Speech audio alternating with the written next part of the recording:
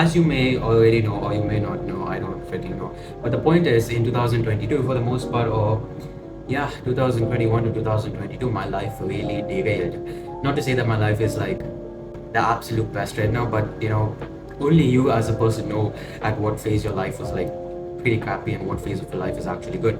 Now in 2021 to 2022, it was pretty freaking bad for me. 2021, it started, it's like something, some small thing, it's maybe not a small thing, but one specific thing, it has a magnitude to absolutely destroy you. And that happened to me. I took it, I really did not know how to deal with it. That's the thing, right? A lot of people, they face with depression and stuff like this, not because it's the actual problem in itself, it's just because they haven't faced this. It's just because they haven't faced it much in their life before, and now they don't actually know how to handle it. It's like, as a kid, you kind of, your problems are only like, oh, I did not get good marks, or my mom didn't buy me the toy from me, I did not get the food that I want. That's your problem, right? When you grow up, you obviously, those problems become a little more, those problems have a bit more value and a bit more meaning, and it's like you get multiple of those at the same time, and then it's like, how do I freaking handle this, right? That's the problem. And I went through that phase in 2021 to 2022, and I really did not honestly know how to deal with it. The way I dealt with this was by just shutting my mouth up, not say a thing. And I don't regret that, because I can't see myself sitting and talking to people about whatever the heck I'm facing, and then have them be like, It's okay, Ashman, you'll get better. I mean, for all of you out there who think that telling your problems to other people on a regular basis is just going to help you in some way, maybe them coming and just comforting you, rubbing your shoulder, like, if that's okay for you. I find it quite funny, because I would much rather find a solution to that problem if it's in my control, rather than sit and just speak out everything to someone or a bunch of people. And yeah, you get the point, right? I'm not telling you not to tell people. If you like genuinely trust people and you feel like, okay, I need to get this out, get it out. But the point is, that's not how I dealt with it, right? Let's move on now. Now, there were a bunch of habits that I did that, more than just habits, these could be habits, pieces of advice that I'm giving you, things that it's almost like a mindset shift that I made for myself that genuinely helped me a ton, and I want to go over them in this video to try and help you in whatever way I possibly can. You may sit and think, what the heck do I know? I don't know what the heck I know, but I know for a fact that these things help me. Now, first of all, I'm going to start with the most obvious one that pretty much everyone is going to tell you: the gym. I don't know if I can put working out in any way in the same level as gym, but perhaps you can. I don't know. But for me, at least, it's not necessarily about going and building muscle and stuff like that. It's literally, I don't know, as a man at least, it's a place to literally express yourself, because as a man you have high testosterone, you want to express yourself in some way, and we're not living in a world that allows us to be that way, right? You can't just go and freaking kill someone, fight someone, and you can't do that. And when you get into that zone in a gym as a man, that aggressive thing in you, I don't want to be like alpha masculine, I'm not going to say that, but it kind of is that. You allow it to really come out, and you're able to finally physically push yourself, physically and mentally, because if mentally you're not in it, you can't physically do it, right? It allows you to push yourself, and when you push yourself in that, it's literally that 2 to 3 hour period of time took away a lot of what I was thinking about, or whatever I was sitting in this exact room and thinking about, and waking my head over. I go in there for 2 to 3 hours with my pair of headphones. I am absolutely in a different world, and I don't know, it's just a very different feeling. Something that it's one of those things that I can't really pinpoint it and say it's because you're building muscle, it's because you're losing weight. All those things happen to me, but it's just an area where you can just be yourself and just progress. You have this to do, just go and just absolutely give it your all. It's one of those things that, again, you will have to experience for yourself. Do it over a consistent period of time for yourself to actually understand. Because yes, the gym may be looked at as something that, oh, I can go and build up my physique, and sure, would I go to the gym if it meant that I'm not going to build any muscle? Heck no. But I do think it has a lot more value than that. It's not a joke that, I know a lot of men, put it as a joke, and young guys will put it as a joke, that the biggest motivation you can get is for the gym or whatever is a wake up, and so many guys wake up and they immediately go to the gym, right? It's they talk about it in a joking manner, but it's not a joke. It's actually the truth. In some way or the other, it helps you get yourself into the gym, start working out. I don't think there's a single person on this planet that does not actually need to work out. You need to get yourself some form of exercise in every day. So I would recommend, if you can, get yourself a membership, get yourself a gym membership. It will be one of the top three biggest investments you make into your life. Full stop. Number two, cleansing social media or getting rid of it. I literally have piece of paper, what of stuff they are going. Now I put cleansing social media or getting rid of it, because obviously a lot of people tell you just delete Instagram, delete YouTube, delete everything. I don't necessarily think it's the content that. I don't think that watching content is a problem. I think what kind of content you're consuming is the issue. I remember in that phase of 20, around that 2021, 2020, the amount of BS you can watch on social media. I'm not even talking about the inappropriate stuff or stuff. I'm not even on about that, but posts that make you feel sorry for yourself. The amount of posts, it's okay, one day, everything will be alright. These kind of posts, they absolutely mess up your mind, make you lazier. The post or whatever you're looking at may seem like it's okay, it's supposed to be good for you, but it's not good for you. It's just making you lazy. It's developing a pathetic mindset, and it literally took me about at least a year and a half to 2 years to actually get out of that mindset where I was almost very just, I don't know, soft on myself, if you can call it that. I was not harsh on myself.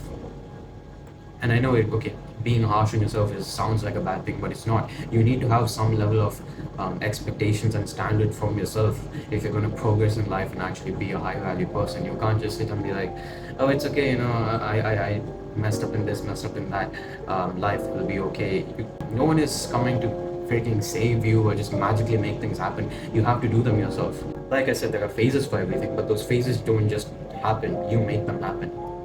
And the reason I say cleansing social media is because that's what I've done. The content I consume right now, it is completely based on, I literally, like, it's either based on the sport that I watch, it's either based on hair, it's either based on looks maxing in some way because I'm trying to give advice to people about it and trying to improve on myself.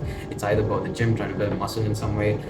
That's literally like 95% of the content I consume. And that content is not going to hurt you. Obviously, if you sit and spend 12 hours a day watching that, it is going to hurt you. But I don't think watching, here and there you're consuming some content on stuff that's not going to hurt you mentally. I don't think that is a problem at all. I know people will delete this, delete that. But if you have control over social media, where let's say you go over a post and you're like, you know what, that's it, that's all I needed to say, and you're able to put the phone down or get off that app, I think that is absolutely fine. The problem is most people do not have that control. They see something and then they're like, I mean, another one, and then obviously 10, 15 minutes go by and they're like, oh, this, I'm just going to continue anyway. And they absolutely mess up their day. This is what happens to most people. But if you're someone who can get control of that, and if you try to literally make your page or your feed everything about stuff that's not going to mentally harm you or make you weak or anything of that sort, I think it's perfectly fine. But of course, if you can't do that and you find like getting rid of all these things is a better way, go ahead. There are times when I myself have deleted Instagram. I literally post stuff on Instagram, social media. I've been posting stuff for a couple of years now, but I remember there was a phase a couple of months ago. It was just too much, and I knew I was consuming too much absolute nonsense on it. And I deleted literally everything. I deleted Twitter, deleted TikTok, deleted Instagram. I just kept YouTube on it and deleted everything. And now I've downloaded it and I'm posting stuff again. At the end of the day, it's you who knows the truth, right? It's not about someone else who has 2 million, 3 million subscribers sitting and telling you, oh, do this, do that. You know yourself the best and you take action accordingly. That's number two. Number three, stop thinking that one day is going to ruin your progress. A lot of people have this mindset where they do something great for 60 days, and if on the 61st day they mess up, they do that habit that they've been not doing, or they don't do something that they're supposed to be doing, whatever, right? They think their whole previous 2 months of progress is lost. Life does not work that way, bro.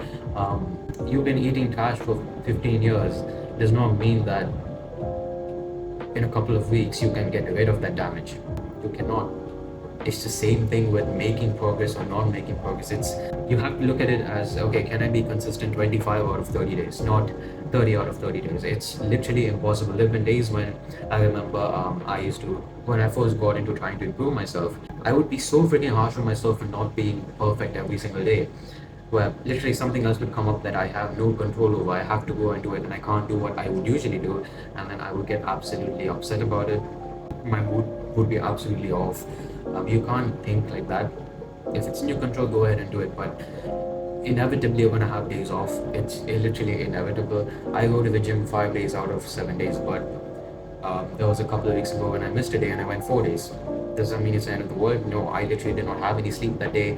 I was extremely tired. I could barely freaking walk. So like, is there any point in me going to the gym? No, there's no point in me going to the gym. You have to use your mind a bit. It's not always about, oh, I'm disciplined, I'm motivated, I'm freaking David Goggins. It's not always about that. Sometimes it's about just using your freaking common sense. Okay? So yeah, stop thinking that one day can ruin your progress, or on one day you can turn it all around and be a success. You can't. It takes a long freaking time.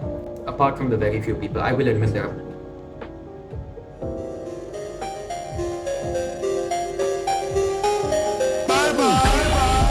So that is not happening again. But there are some people who start something for a week and then they're successful by week two. But that happens in like very freaking few people. You can't consider yourself one of them. But yeah, you can't expect that to happen to yourself. Number 4, accepting things are gonna go wrong. Most times in life, things are not gonna go your way rather than it going your way. There's a big difference between having hope, belief, and having expectations. I would recommend that you do not have too much expectations. Do not go into something thinking that 100% this is the result that I'm gonna get. Because, and I think this is going to take some time. It's literally taken so much time for me, and it's still, in some certain times in my life where I expect something and then I get disappointed. I'm still trying to kind of differentiate that hope belief factor, which is very important and you must have, and not expecting one definite result out of it, because I've done that in the past and I've got disappointed so many times. I'm pretty sure it's the same for all of you as well. Do not expect things to go your way. In fact, most times things are not going to go your way. You can nail something, absolutely put every bit of effort you have into something for 60 days, go into something, and you may absolutely flop on the 61st day. It is absolutely normal. But you can't go into that thing thinking this is the only result that I'm going to get. When you set that kind of picture in your head, you're going to get disappointed. You need to have the belief that yes, I am going to ace it. Most probably, I am going to do it. That is very important. I'm not telling you to go into something and be like, oh, it might happen, it might not happen. don't be like that. But at the same time, don't be fixated that this is the only thing that's going to come out of me. Not out of me. This is the only thing, this is the only possible result going to come out of this, because it's not. It's not. Most times it's not going to go your way, and you need to accept that.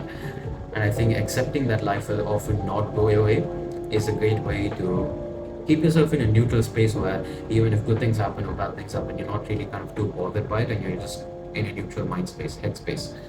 Now, finally, taking care of yourself. I think this is a very underrated thing, because I'm not one of those people to sit here and say you need to pet yourself and make yourself feel good and all these things. It's not even about that. It's literally treating yourself with some respect. The way you dress, your hygiene levels, the habits that you do on a specific day overall.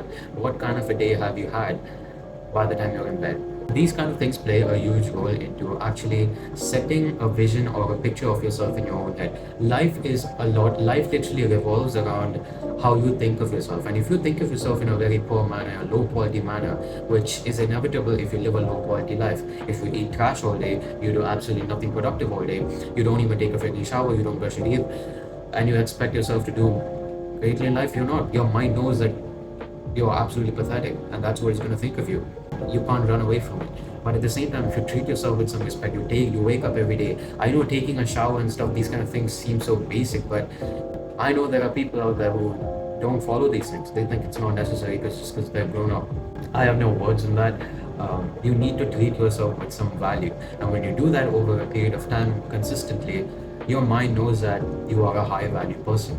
You treat yourself with some respect, and the respect that you treat yourself with will translate to other people treating you with the same level of respect. You walk around, people will know. It's not even that people look at you and they're like, oh, this guy freaking home brushed his hair back and he's wearing nice clothes. It's not that. The way you speak to them, everything, they will get an energy, a kind of vibe, I guess, that this guy is organized in his life. This guy knows what he wants in his life, or this woman knows what she wants in his life. This girl knows what she wants. They will get that feeling.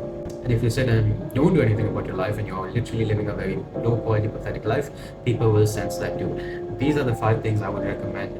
Not recommend, but these are the 5 things that I've done in my life over the last couple of years that's I'm not going to say it's taken me from nowhere to the absolute top or anything like that, but um, it's helped me improve on myself, which is what I think everyone is after in some way or the other. So, yeah, go to the gym, get rid of social media, or at least make it full of the content that is not going to hurt you in some way. Stop thinking that one day can make or break your progress, because it cannot. Stop thinking that life is going to go perfect every time, and if you do something, you're going to get equal amount of results out of it, because you're not.